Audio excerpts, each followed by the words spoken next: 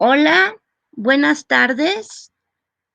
Agradezco mucho a las autoridades de la Facultad de Medicina el haberme invitado en esta ocasión, en sus viernes culturales, a platicarles de un tema que es muy entrañable, que es sobre la herbolaria mexicana. Antes que nada, debo de decir que la palabra herbolaria tiene dos acepciones en nuestro país. Uno, que es el que se refiere a la persona que vende plantas medicinales. Y otro, que cuando decimos herbolaria, siempre pensamos en las plantas medicinales. Dicho esto, les quiero platicar una lindísima historia al respecto del conocimiento de las plantas medicinales de nuestro país. Como ustedes y yo sabemos, México es un país de grandes culturas y México tiene muchos testimonios al respecto de lo que fue la flora prehispánica. Eso lo podemos ver en murales. Claro, este mural que les estoy presentando es un mural del siglo pasado. Fue hecho por nuestro Diego Rivera. Digo nuestro porque es un pintor que yo quiero mucho. Y Diego Rivera se documentó al respecto de lo que era la medicina prehispánica para hacer este mural que se encuentra en el Centro Médico La Raza y que habla de la medicina prehispánica en uno de sus paneles y en otro habla de la medicina moderna.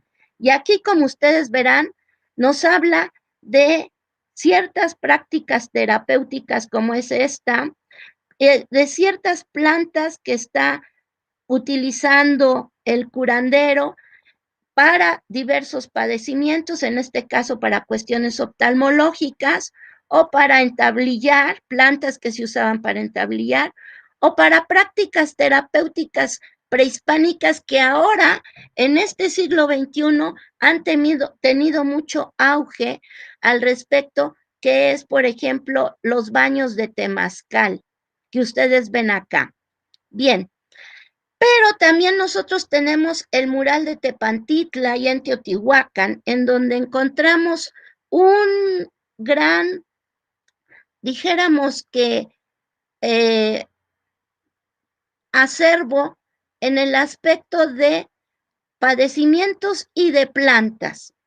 Y también tenemos la cerámica que nos habla de plantas medicinales. Esta lagenaria, es una cerámica de las culturas de Occidente, que nos habla ya de la utilización de la pulpa para problemas digestivos. Y como les decía, tanto en mural, estos testimonios sobre la flora prehispánica que tenemos y que han llegado a nuestras manos, que son la cerámica, que son los murales, y también cuando llegan los españoles, los documentos del siglo XVI que hablan al respecto. Aquí les presento a Fray Bernardino de Sahagún. Fray Bernardino de Sahagún, que fue un franciscano que se interesó por lo que eran las culturas de los pueblos del altiplano de nuestro país. Y comenzó a indagar al respecto en Tepepulco sobre cuál era la vida de esos pueblos que él encontró. La vida en el sentido de sus leyendas, de su historia, de sus guerras, de todo las creencias de los ancestros de nosotros, y en su libro Historia General de las Cosas de la Nueva España nos habla sobre, en el libro 11, sobre las plantas medicinales, y en el libro 10 sobre las enfermedades de nuestros ancestros, de los antiguos mexicanos. Fray Bernardino de Sahagún hace este documento en el siglo XVI y coloca por medio de los tlacuilos, o sea, los escribanos de aquella época, los dibujos de las plantas medicinales, como ustedes ven acá, como él dice, las hierbas medicinales. Las plantas medicinales, a veces con los seres humanos, a veces cuando también pone los padecimientos o personajes que están dolidos y cómo les aplicaban estas plantas. El libro está escrito en náhuatl, en castellano, en latín. Vaya, esa obra de Fray Bernardino de Sahagún, el libro 11. Y aquí tenemos otro documento del siglo XVI de 1552. Esta es una lámina, una bella folia que tiene este bellísimo manuscrito, que es el que popularmente se llama Códice de la Cruz Badián. Y su título verdadero es Libellus de Medicinalibus Indorum Herbis. Eso es en latín. En castellano quiere decir librito de las hierbas medicinales de los indios. ¿Por qué popularmente se llama Códice de la Cruz Badián? Porque este librito fue el conocimiento lo transmitió Martín de la Cruz y Juan Badiano fue el que lo tradujo al latín, ya que este librito fue a parar a manos de los europeos, a manos de Felipe II, y pues tenían que saber de qué se trataba y por lo tanto lo tuvieron que, lo que decía en náhuatl Martín de la Cruz se tradujo al latín y por eso está en latín. Se dice que Martín de la Cruz y Juan Badiano eran curanderos también y Juan Badiano había estudiado en el Colegio de la Santa Cruz de Tlatelolco. La leyenda, porque sí es una leyenda, dice que este librito que se regaló a Felipe II fue porque por decreto real se dijo que le cerraran las puertas del colegio a los indígenas, a los hijos de los caciques que estaban estudiando ahí. Entonces los franciscanos, que una de sus misiones era ver que estos indígenas supieran, escribieran el castellano, el latín y además de esa manera catequizarlos, también dijeron, no, pero ¿cómo? Entonces decidieron hacerle que se hiciera un regalo por estos curanderos a el rey de España para que quitara ese decreto. Ese es uno. Y otro es de que el hijo del primer virrey de España, don Antonio de Mendoza, su hijo Francisco, era un comerciante y a él le interesaba mucho el comercio de las plantas, en específicamente plantas medicinales o recursos naturales, y que necesitaba algo así como un folleto, perdón la palabra y perdón que diga yo así esto, de las plantas que había aquí, de las plantas nativas que había aquí en la Nueva España y que también iba a dar a la corona española. Total, que este bello libro fue encontrado después en la Biblioteca del Vaticano, porque formó parte de una anterior biblioteca que era del cardenal Barberini, y el cardenal Barberini italiano depositó su biblioteca, era un gran bibliófilo, depositó su biblioteca en la Biblioteca del Vaticano, y ahí fue encontrado por un investigador norteamericano, y que después ya se hizo y se dio a la luz por medio de varias ediciones, entre ellas una de la doctora Emar de 1947 y comienzan a investigar este primer, que para mí es el primer herbario de flora medicinal prehispánica que se tiene hasta ahora. ¿Por qué digo que fue el primer herbario? Porque debemos de recordar que un herbario es una colección de plantas secas, como se ve en la actualidad. Pero en la Edad Media, los herbarios eran pequeños libros, los de los cuales traían las imágenes de las plantas y la receta para lo cual se usaba dicha planta.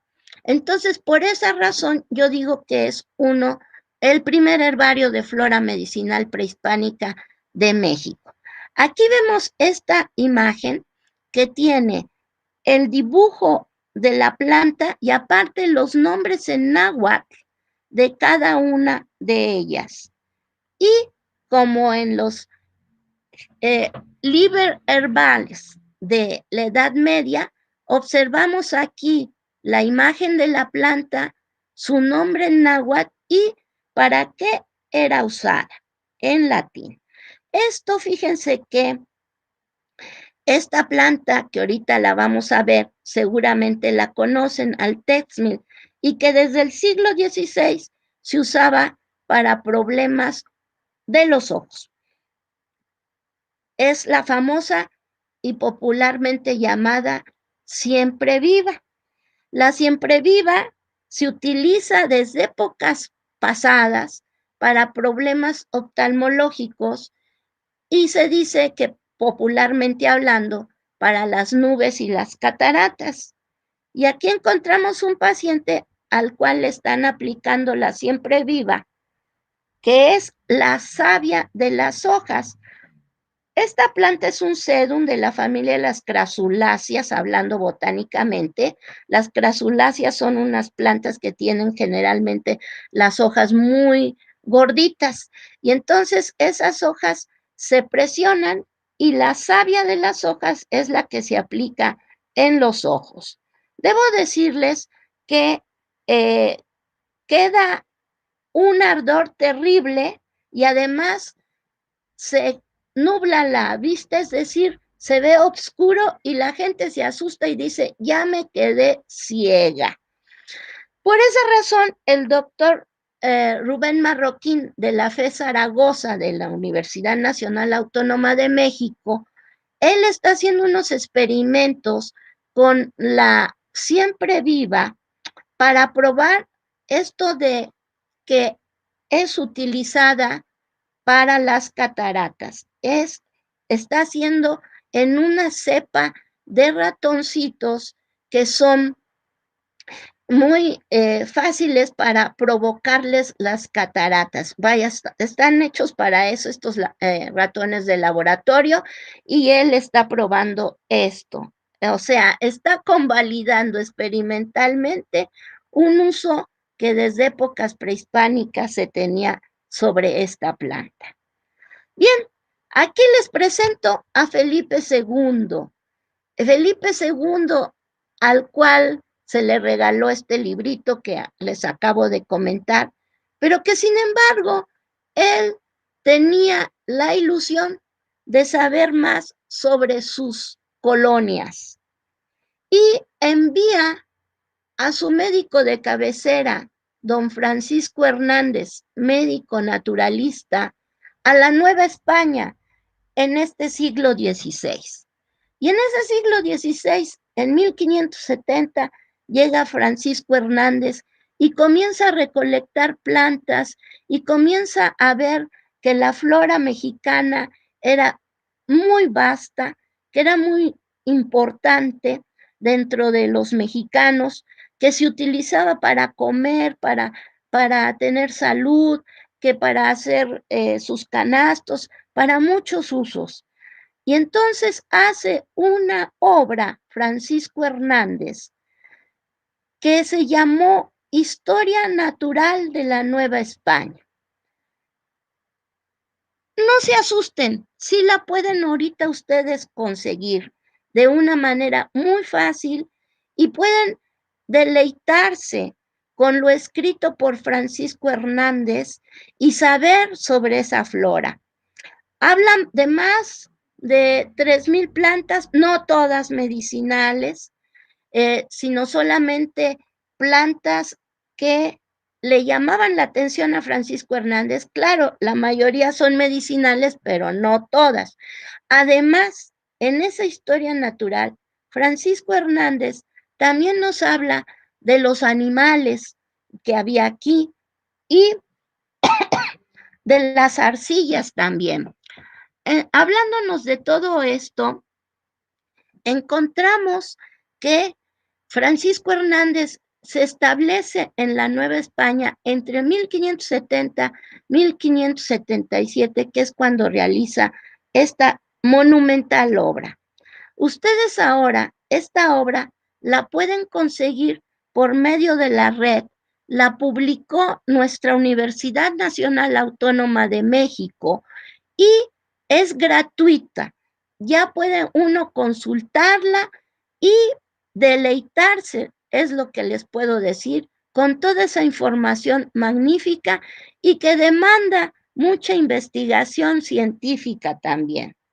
Aquí les presento, por ejemplo, la flor de manita, que es esta flor muy rara que maravilló a los españoles cuando llegaron porque no podían ver qué era esa flor.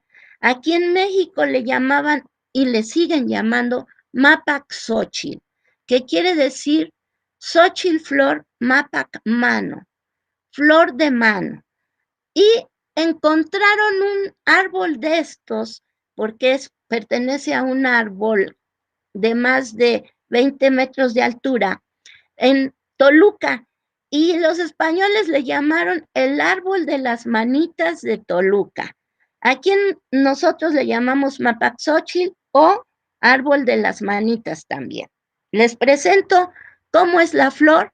Esta flor se ha trabajado a nivel experimental para ver si sus propiedades que se dicen son válidas o no. Se dice que sirve para problemas de la epilepsia y también para problemas del corazón. Todavía no hay resultados al respecto de este planteamiento. Bien, eso fue el siglo XVI. En el siglo XVII aparecen muchas obras de medicina, obras que nos hablan ya y escritas por médicos de la época, pero que nos hablan de lo que yo llamo ya la herbolaria mestiza. ¿Por qué digo esto? Porque en estos libros encontramos plantas medicinales nativas y plantas medicinales traídas por los europeos.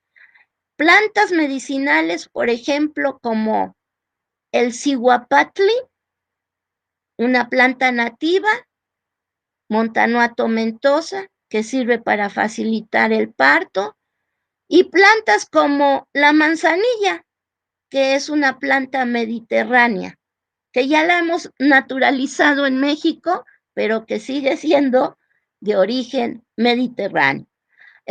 Plantas como el estafiate, plantas como el pericón, que son plantas nativas, contra plantas como la hierbabuena, la hierba de la Santa María, que son plantas mediterráneas. Entonces, en los libros del siglo XVII encontramos ese mestizaje que yo llamo mestizaje de la herbolaria mexicana. Bien, pasando al siglo XVIII, encontramos algo maravilloso, algo que fue hecho por este niño que ustedes observan aquí, que era el famoso rey Carlos III, el ilustrísimo, el que le gustaba la ciencia el que le gustaban las artes, por eso era la época de la Ilustración.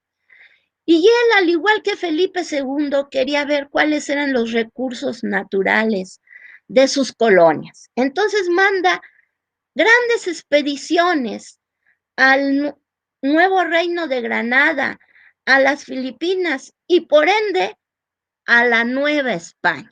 Y entonces en este siglo XVIII, en 1788, llega aquí a México la Real Expedición Botánica, comandada o dirigida por un médico naturalista llamado Martín Cecé y un farmacéutico botánico llamado Vicente Cervantes.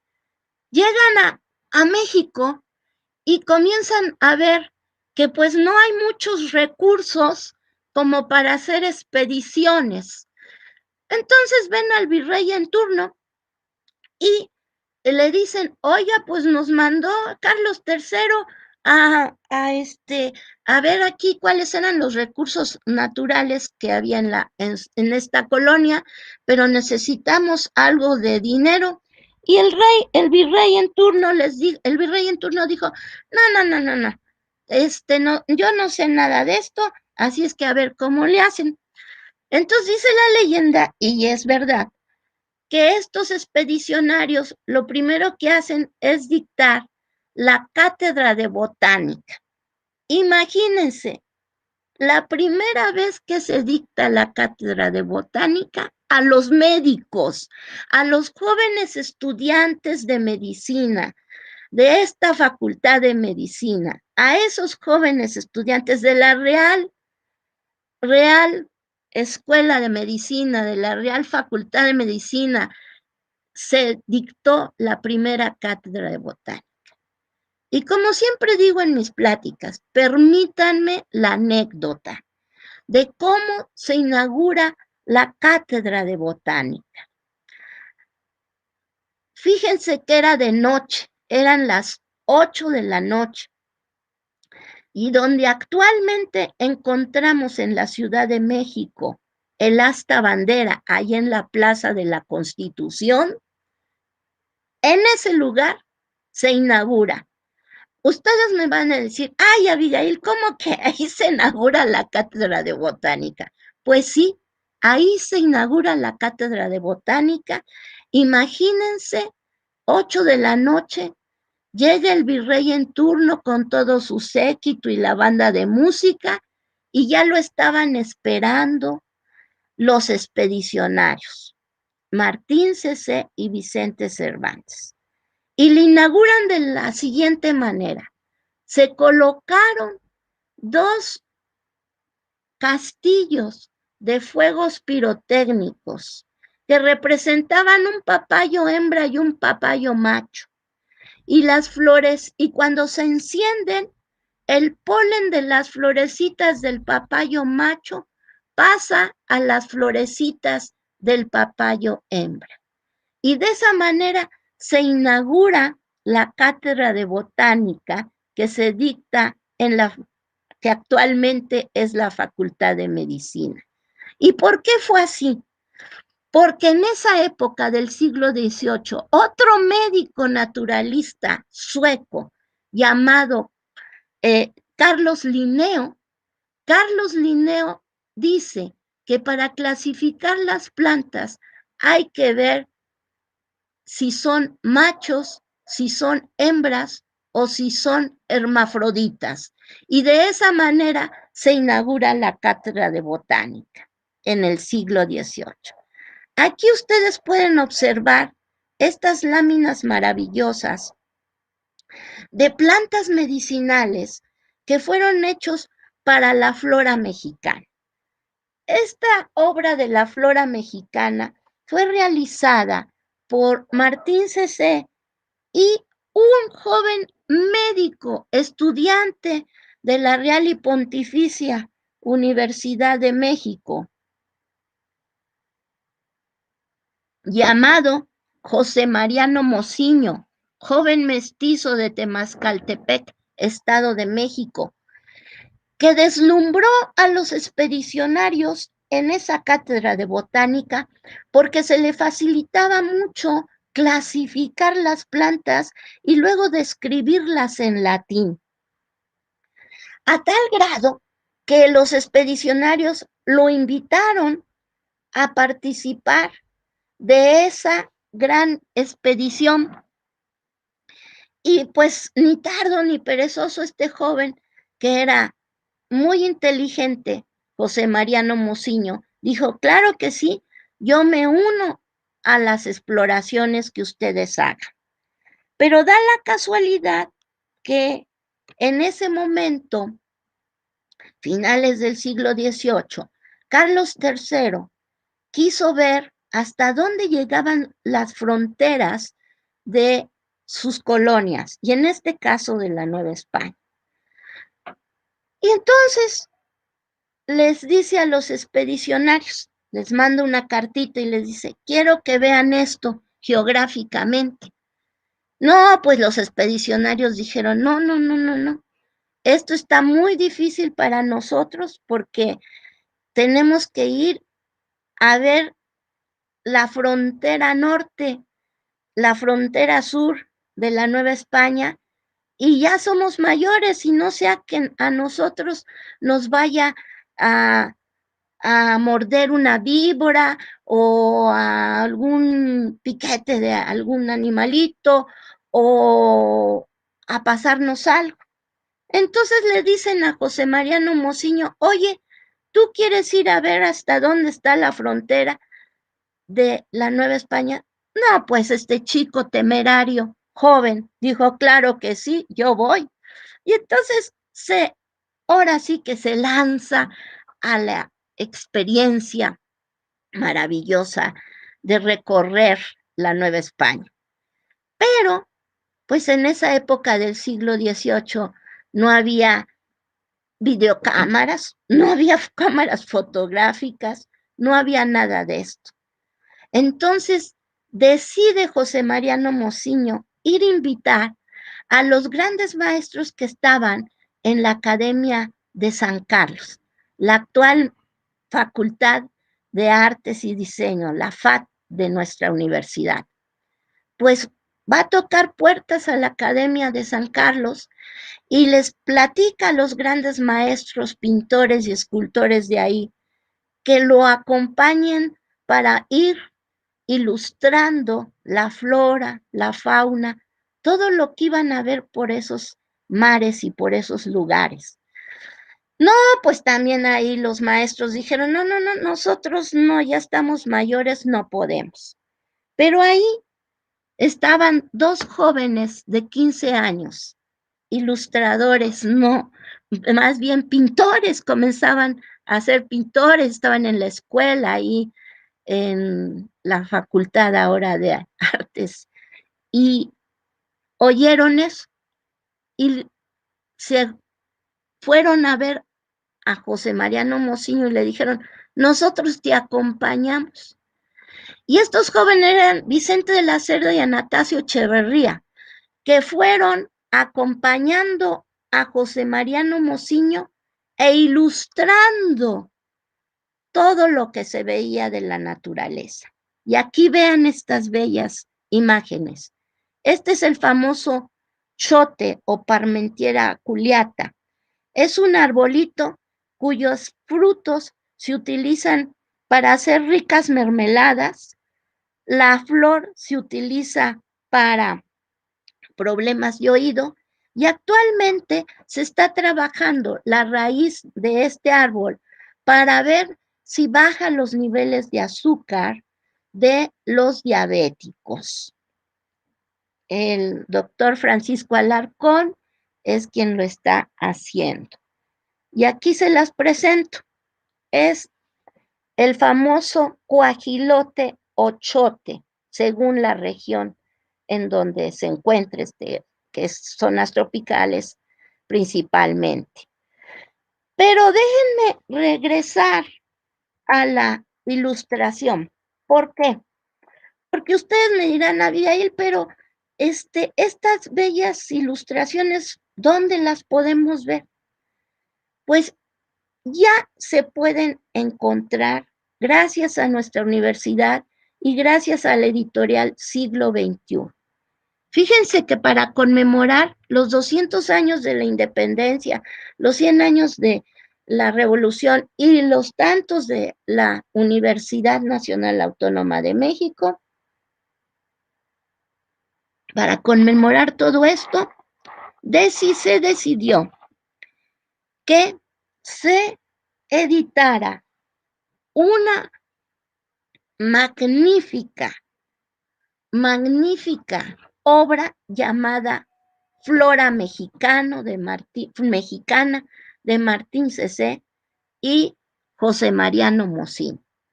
Y esta flora son más de 13 tomos que ustedes los pueden comprar y van a tener, y que debe de estar en cualquier biblioteca, ya sea de los bibliófilos o de los médicos o de todos los trabajadores de la salud, porque la mayoría de estas plantas son medicinales y nos tienen la ilustración tan bella como la que ven ustedes acá, con la información botánica, geográfica y médica de cada planta. Son más de 3,000 también plantas medicinales. Bien, siguiendo ya en el siglo XIX, a finales del siglo XIX, bueno, esto que ven ustedes acá es realmente otras obras que salieron en el siglo XIX, a principios del siglo XIX. Este es el Jardín Americano de Fray Juan Navarro, dedicado a este Papa Pío VII, y que nos habla de plantas como esta, que el autor le puso paño de grana por el color de las flores o de las hojas modificadas que son de nuestra famosa Nochebuena, que son plantas medicinales, ornamentales y tóxicas.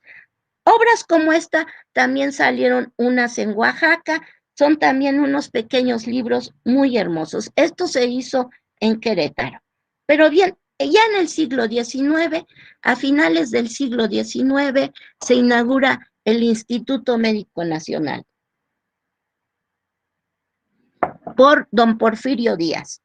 Y en ese Instituto Médico Nacional, sus objetivos eran el estudio científico de la flora medicinal mexicana, el estudio científico de la fauna medicinal, el estudio científico de las aguas medicinales y, por primera vez en la historia, hacer la geografía médica de la República Mexicana.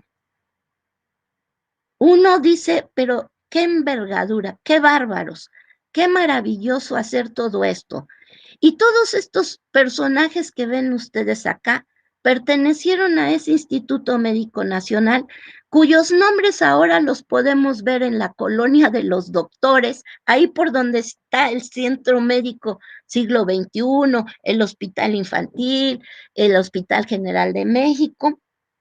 Ahí son los nombres de estos señores que trabajaron las plantas medicinales y cuyo acervo y herbario, muchas de estas plantas medicinales las tenían en estos bellos frascos que, como ven ustedes, todavía el escudo nacional era del águila con las alas extendidas. Entonces, aquí dijéramos que ya se trabajó a nivel multidisciplinario, había botánicos, químicos, médicos e ilustradores también.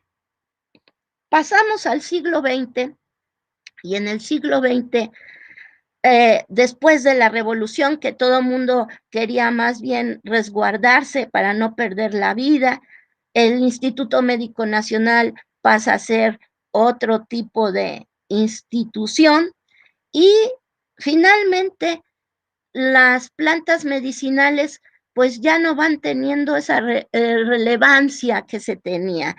Pero en los años 30 del siglo pasado aparece esta obra realizada por el maestro Maximino Martínez, Las plantas medicinales de México, que ya es una planta clásica y que fue realizada en esos años y que nos habla de varias partes de la República, puesto que el maestro Maximino Martínez, como normalista, envió a todos los maestros de la República Mexicana, pero los que estaban en las comunidades, que le mandaran las plantas medicinales que había ahí y él las iba a identificar botánicamente. Y así hizo este libro que habla sobre ellas.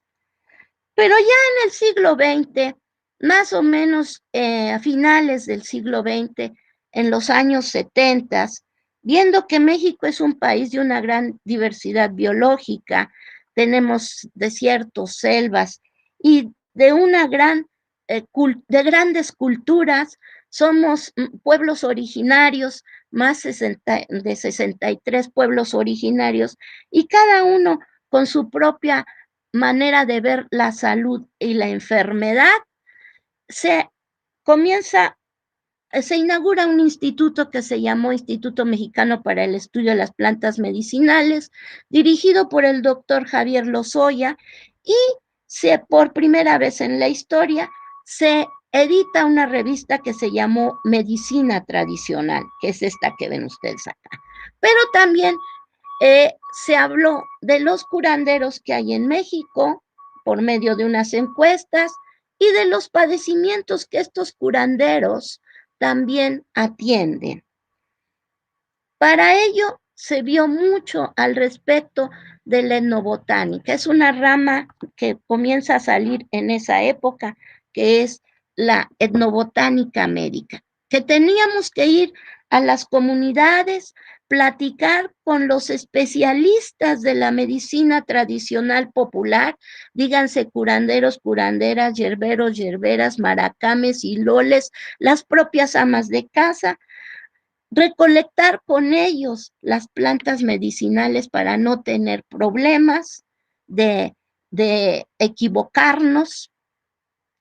Y ahí, por ejemplo, se supo del nopal que se usaba para problemas, popularmente hablando, del azúcar, y se hacen los primeros estudios a nivel experimental del nopal.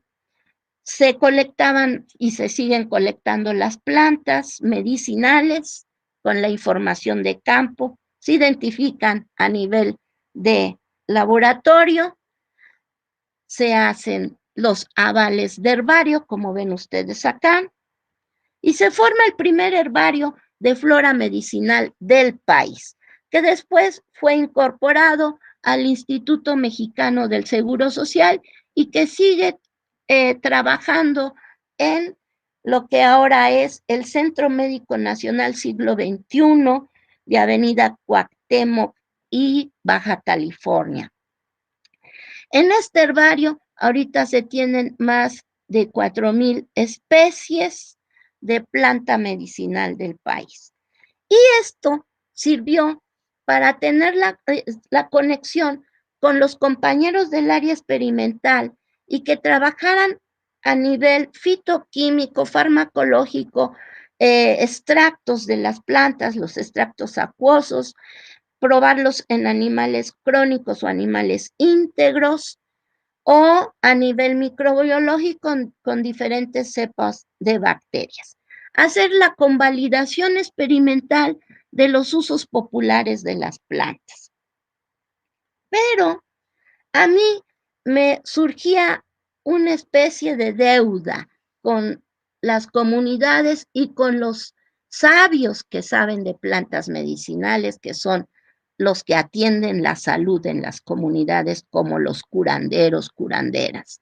Y entonces ideé las caminatas botánicas médicas, en donde íbamos los investigadores, los curanderos, las personas que querían ir y aprender y los niños por las veredas, y ahí íbamos viendo cada planta y cada quien decía qué sabía de esa planta Yo lo que hice fue que tuviera la gente una memoria material de ese conocimiento que se está perdiendo, que nada más ha llegado a nuestras manos por tradición oral o por la experiencia misma.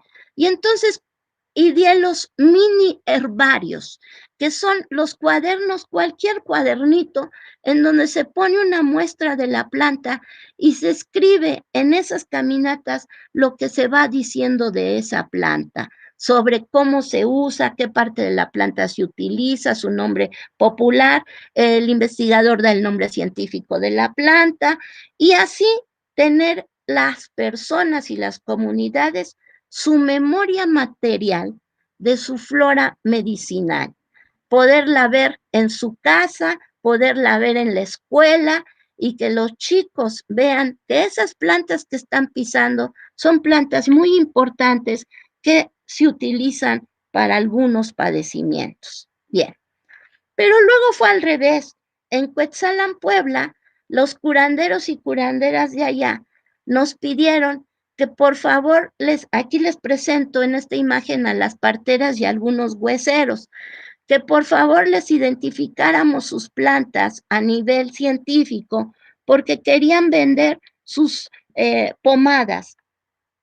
Y así fue que nuestro trabajo fue útil para que la Secretaría de Salud autorizara la venta de sus productos, pero ya teniendo ese aval de herbario en el cual se veía que la planta no era dañina, no era tóxica y que se podía utilizar. Y aquí ustedes ven a las parteras haciendo sus ejemplares de herbario como en cualquier academia, es decir, como en cualquier universidad, como en cualquier lugar científico, para tener su propio acervo de plantas medicinales perfectamente identificadas. Aquí estamos en el laboratorio donde se hacían estos jabones, por ejemplo, y su herbario que ven ustedes acá con los avales de herbario.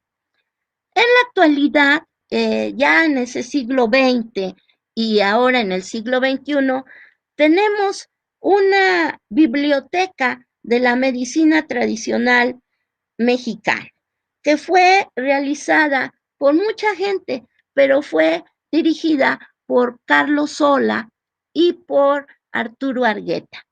Pero la obra que ahora tenemos ya en la red y que es gratuita fue recabada por la bióloga Soledad Mata. Entonces, tenemos que nos permiten ahora, por medio de esta gran biblioteca, poder acceder a las plantas medicinales en su parte de Atlas de las Plantas Medicinales de México, y que son 3 tomos, y otros 3 tomos que yo coordiné, que es la flora medicinal indígena, dentro de toda esta biblioteca de la medicina tradicional mexicana. En la actualidad fui a Cuetzalan y vi el módulo de medicina tradicional, que están muy adelantados. Aquí estoy con doña María, una partera que atiende ahí, y donde vemos sus hojas de registro de padecimientos, que tienen más de 15,000 registros, en donde ven cómo se utilizan las plantas. Por ejemplo, aquí tenemos a don Eusebio, que es huesero y que está atendiendo a un paciente, y esto es donde se dice qué es lo que tiene si torcedura, en términos que la gente entienda y que ellos entienden. Y al final dice, ¿qué se le hace? Si se le reza, si se le hace una limpia o si se entablilla. Bien, este mundo de las plantas medicinales es maravilloso, pero también debemos de recordar una cosa: las plantas medicinales no son inocuas. Aquí tenemos el famoso codo de fraile, que ustedes ven acá. Tiene una flor bellísima, es una planta ornamental. Esta es la ilustración del siglo 18 de la obra Flora Mexicana, y aquí la venden para los cascabeles de los bailarines o de los danzantes de las iglesias cuando hay fiestas patronales. Pero es muy dañina y se utiliza mucho para adelgazar. Esto nos llevó a hacer un estudio de todas las, dijéramos, de todas las tiendas naturistas que existen en el en la línea, porque también tenía yo interés en saber eso, en toda la línea del metro, la número 1 que va de Indios Verdes, perdón, de Indios Verdes a Ciudad Universitaria, y ver qué había en esas tiendas naturistas para adelgazar, porque el codo de fraile se utiliza para eso. Pues ustedes ya ven aquí y es familiar para uno, el metro, ¿verdad? Donde la gente va durmiendo o va viendo su celular o va oyendo música o nos están viendo feo porque les estamos sacando la foto, o las plantas viajeras. Pues en esa línea del metro existen estas tiendas naturistas y que venden muchos productos para adelgazar.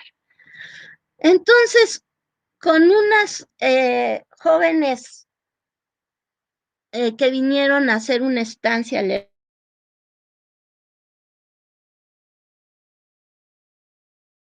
se hizo un estudio a nivel de qué tenían esos polvos, qué eran esos polvos. Pues muchos de esos polvos para adelgazar no es cierto, pero había unos que sí eran peligrosos y que traían el codo de fraile. Este es el paper que se hizo al respecto o el artículo en lo que va de esa investigación. Pero también consideramos que era importante que los médicos que están en la trinchera, sobre todo los médicos familiares, supieran de plantas medicinales que utilizan sus pacientes. Y entonces organizamos lo que es los cursos monográficos sobre medicina tradicional y herbolaria dentro del Instituto Mexicano del Seguro Social. Y así los médicos, al igual que las personas de las comunidades, comenzaron a hacer sus mini herbarios para saber al respecto lo que son las plantas que utilizan sus pacientes y por medio de la identificación botánica poder saber qué es lo que tienen esas plantas, si es que han sido estudiadas a nivel experimental o si son peligrosas o si son benignas. Íbamos a los jardines botánicos para que conocieran en vivo las plantas, nuestros médicos, y a nivel experimental se tuvo que a partir del siglo XVI la guayaba se utiliza para la disentería y en el IMSS se hicieron muchos estudios al respecto de esta planta, a tal grado que finalmente se sacó un producto que no nada más era, que uno para la diarrea y otro para la colitis, que fue, y como ustedes ven acá, que es un producto de guayaba, Sidum guayaba, el QG5, para problemas de colitis. Bien, lo que ahora se quiere y se debe hacer son, por ejemplo, unos recetarios, pero también unos trabajos de investigación científica al respecto de las plantas medicinales. Aquí tenemos un recetario que fue editado por el Seguro Social y por la Organización de Médicos Tradicionales Indígenas de Chiapas, en tanto en Tzotzil o Celtal y en castellano, sobre plantas medicinales de los Altos de Chiapas. Y aquí tenemos una tesis que se hizo al respecto de lo que se llama las plantas medicinales de una comunidad del estado de Hidalgo, en el cual fue uno de mis alumnos el que llegó al herbario y me dijo: maestra, yo quiero hacer una tesis. Le dije: claro que sí, pero yo ya no quiero dirigir tesis de licenciatura. Entonces me dijo: no, que sí, que, en fin, lo envié con otros colegas porque le dije: mira, ve ve qué proyectos tienen y con uno de ellos. Pero él regresó, me dijo, no, yo quiero que usted me dirija. Le dije, bueno, vamos a ver, ¿tú de dónde eres? No, pues yo soy de Aclatipa el Mirador, municipio de Aclapesco, Hidalgo. Le digo, ¿y ahí qué lengua se habla? Y me dijo, el náhuatl. Entonces yo le dije, oh, bueno, ¿tú hablas el náhuatl? Me contestó, sí, yo hablo el náhuatl. ¿Y lo escribes? Y me dijo, sí, sí lo escribo. Y al principio como que tenía temor de decirme eso, de confesarme que sí hablaba el náhuatl y que además lo escribía, que es muy raro saber eso, ¿no? Pero gracias a un tío de él que se interesaba en la cultura de su pueblo, lo comenzó a aprender a escribirlo. Entonces le dije, ¿cómo no? Sí te dirijo tu tesis, pero la tienes que hacer en tu lengua materna y en castellano. Se quedó sorprendido, pero aceptó el reto. Y así fue como surgió esta tesis que se llama Estudio Etnobotánico Medicinal de dos comunidades del municipio de Aclapesco en el estado de Hidalgo, y tanto en castellano como en náhuatl.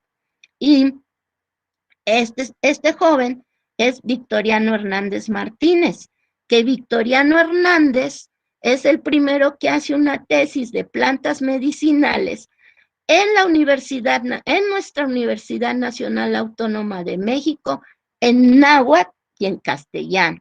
Esa es la primera tesis que se realiza en los dos idiomas.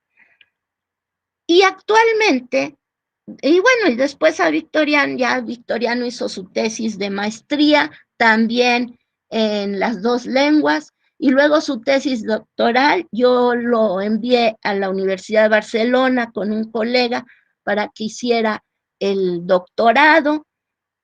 También lo hizo bilingüe, hizo su tesis bilingüe, y actualmente es el jefe del departamento de cuestiones indígenas de la Secretaría de Estudios de los indígenas que viven en la Ciudad de México. Entonces, considero que nuestra universidad, dado que somos pluriculturales, debe de apoyar este tipo de investigaciones y de documentos en todas las áreas, para que así se fortalezca lo que son las lenguas maternas. Bien. Se sigue en la actualidad haciendo trabajos a nivel experimental de la flora medicinal del país. Aquí tenemos el famoso guarumbo, que es una planta de las zonas tropicales. En algunas partes de México le llaman hormiguillo, porque habita en ellas una hormiga que es del género, que así le pusieron los descriptores, azteca, y que habita en ella, por eso se llama hormiguillo. Es un árbol de más de, yo creo que más de 15 metros de altura. Es difícil de recolectar las hojas porque son las que se recolectan, y estas hojas se usan en las comunidades para la diabetes. Pero ¿cómo la gente sabe que tiene diabetes o qué? O el curandero para darles estas hojas. Pues el curandero me dijo, ¿sabe qué, maestra? Lo que pasa es que, o una de dos, va la gente a la clínica y en la clínica le dicen, sí, tú tienes diabetes. Entonces vienen conmigo, ya como dicen que tienen diabetes, pues yo les doy el guarumbo. Pero si no, lo que hago es que la gente vaya a mi traspatio, orine, y Si ahí llegan las hormigas, ya quiere decir que esta persona tiene azúcar alta. Así los curanderos me han dicho. Y en varias partes educativas, en la UNAM, en el POLI, en el IMSS, en muchos lugares, en muchas universidades de México, ya esta planta se ha comprobado de que sí, efectivamente baja los niveles de azúcar. Se han hecho ya los famosos papers o trabajos experimentales al respecto. Aquí les presento uno de los primeros, porque se han hecho muchos, y ya se ha hecho una investigación clínica directamente con pacientes, sobre todo en el Centro de Investigación Biomédica del Sur del Instituto Mexicano del Seguro Social, para saber y convalidar experimentalmente estos trabajos. Más bien, este uso popular de las plantas de Cecropia obtusifolia, dígase popularmente hormiguillo o guarumbo, y ver si realmente son plantas que sí puedan usarse a nivel. Últimamente, en este siglo ya XXI, igual se ha trabajado lo que es la farmacopea herbolaria de los Estados Unidos mexicanos, la oficial.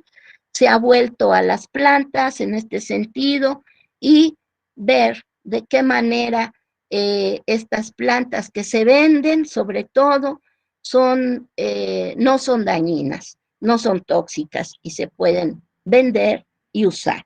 En la farmacopea herbolaria ya va en su tercera edición, probablemente la tercera edición, si todo va bien y más que esta pandemia nos ha detenido, el próximo año salga la tercera edición de la farmacopea herbolaria de los Estados Unidos mexicanos, que es un organismo que la Secretaría de Salud pone a la disposición de todo mundo. Finalmente, debo decir que en la actualidad se están haciendo trabajos a nivel molecular. Este es el genoma, este mural que ven ustedes acá, es el genoma del maíz. Y actualmente, con las plantas medicinales, se está trabajando a nivel científico todo esto de su genoma. Bien, pues termino esta charla con otro mural. Este es uno de los discípulos de Frida, quien lo hizo, Arturo Estrada, en donde todos los que trabajamos las plantas medicinales, lo que queremos es que se quite esta barrera entre una y otra medicina, y que al contrario se haga una especie de medicina holística, porque todo va para salud del pueblo mexicano. Pues muchas gracias. Yo me despido de ustedes, o vienen las preguntas que ustedes gusten, y aquí quien está a cargo de esta plática virtual nos dirá en qué momento podemos ya contestar.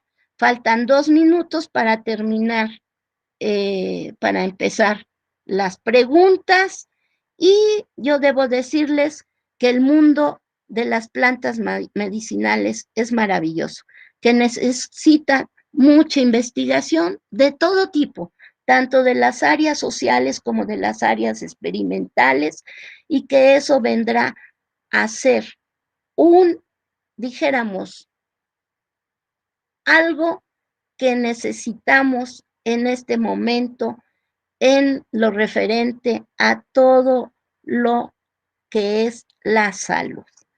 Y por ello necesitamos más personas que ya se